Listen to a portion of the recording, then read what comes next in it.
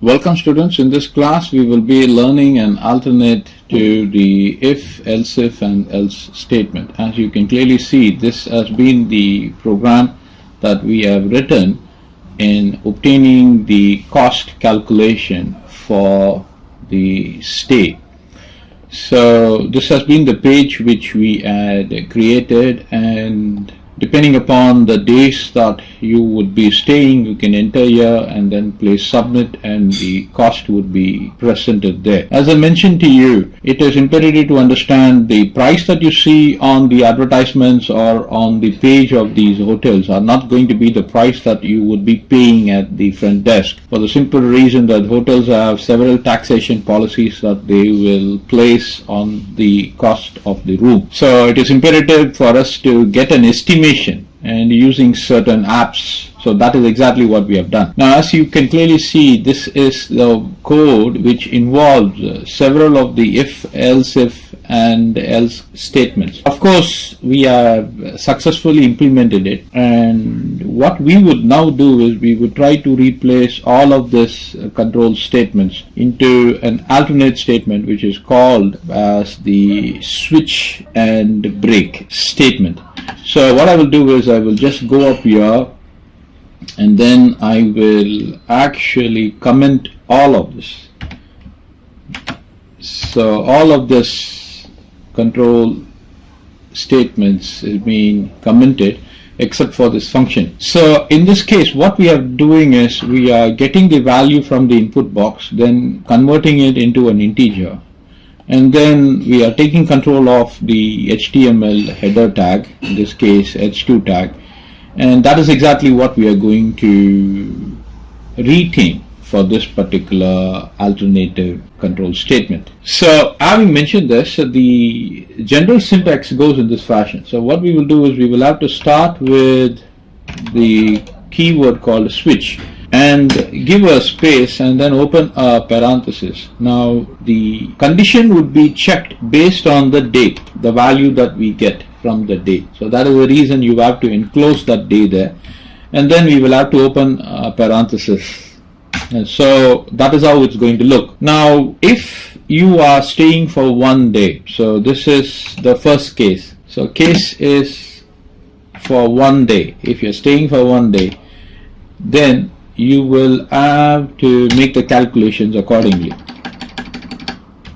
So the calculations would be, I'm just going to copy this off just for reducing the time. So if the person is staying for 1 day, what I'm going to do is I'm going to calculate it. For 1 day I'm going to charge them, you can charge whatever you want, 140, and I'm going to give them a tax of say 0.005, and this is exactly what we are going to do. So this is the switch. Now I just want to try this out. The function is there, the function will be triggered upon the submit button, and the function will directly enter into this part, and then the switch would be activated, and then okay, so that looks fine. So let me just go and execute it for 1 day. So it says 1 day you pay 147 US dollars.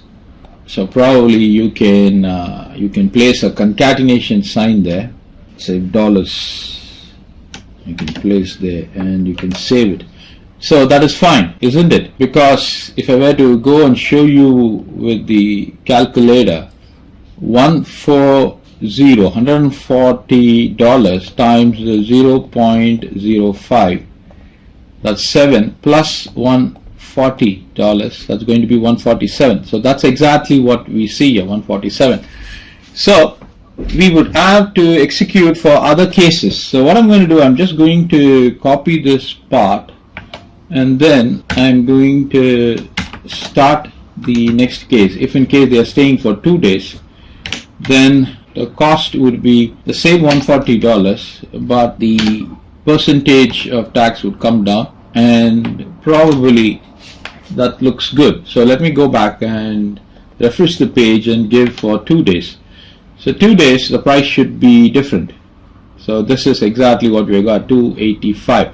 So if you're going to a calculator, 2 days it is 280 280 times 0.04 plus 280. So you're getting 291. Okay, let's go back to the code and check it out. So in this case, I have just calculated for 1, so it should be 2, and that would differ the pricing. So 2 days, yeah, 291. This is exactly what we have got. You see that? $291.20. So that's the exact calculation. So we proceed. So all I'm going to do is I'm going to copy this line of code and I'm going to paste it for 2 days, 3 days, and 4 days, and for 5 days. So we will have to make the changes here. 3 days, 3 days. I want to bring the tax down. This is 4 days, 4 days, and this is what they will pay for 2 days. Now for 5 days, so let's have for 5 days, 5 days and 0.1. Now there should be one more thing we need to look in. Every time we conclude, we will have to break the control here.